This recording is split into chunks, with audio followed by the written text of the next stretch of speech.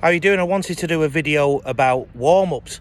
I got a question about this the other week, and also speaking to a couple of coaches, and it just slipped my mind for a few weeks, so I'm sorry that this is a bit late, but it's a video talking to you about game day warm-ups in particular. If you're wondering where I am, I'm just at the Brisbane Aim Higher. It was so good to be able to get that done with all this COVID knocking around and lockdowns and everything else. So Melbourne and Sydney, this will be you in September, and from September we'll be going to many different places as well, so please reach out if you're interested in hosting.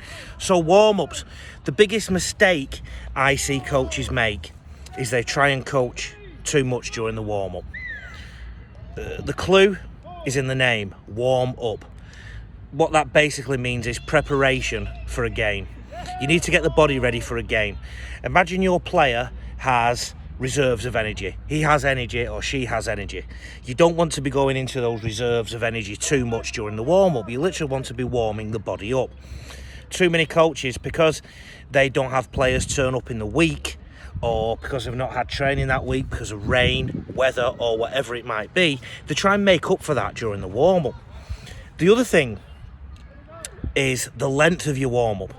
Now, if you're warming up for longer than about at maximum 30 minutes, you're going to cause all sorts of problems for your players at the back end of the game. The third thing I want you to think about is the time your warm-up finishes in conjunction with the start of the game. If you warm up, finish your warm-up at 2:45 and then your game kicks off at 3, what do you think the body does between 2:45 and 3 p.m?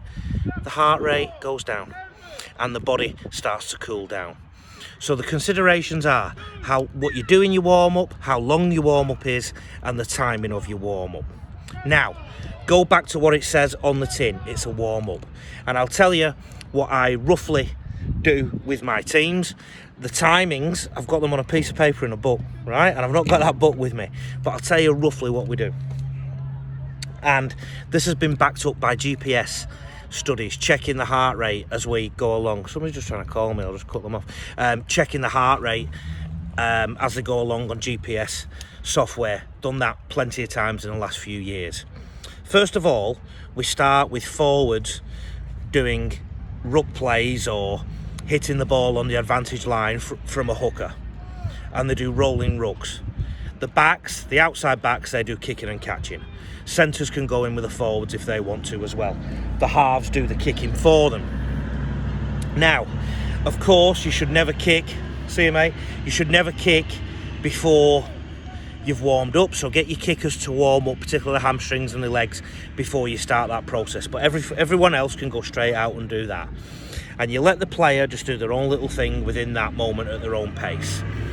Then, and this will be approximately 20 minutes out from the game, call the players in, and then I do lines of passing. I like fours personally. I like fours because of the length of the pass in a 10 by 10 grid.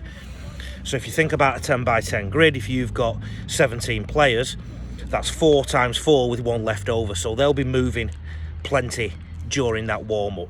We do 2 minutes left to right, 2 minutes right to left. From there, dynamic stretches. Now, when you're timing your warm-up, depending on how you are going for time, you might put that warm-up in lines of 4, still within the grids, and allow people to walk back, and that just makes it go out a bit longer. My phone keeps going off while I'm talking to you here, and it makes it stretches out the warm-up a little bit. Or you can put it in one big line, and that gets the dynamics out quicker.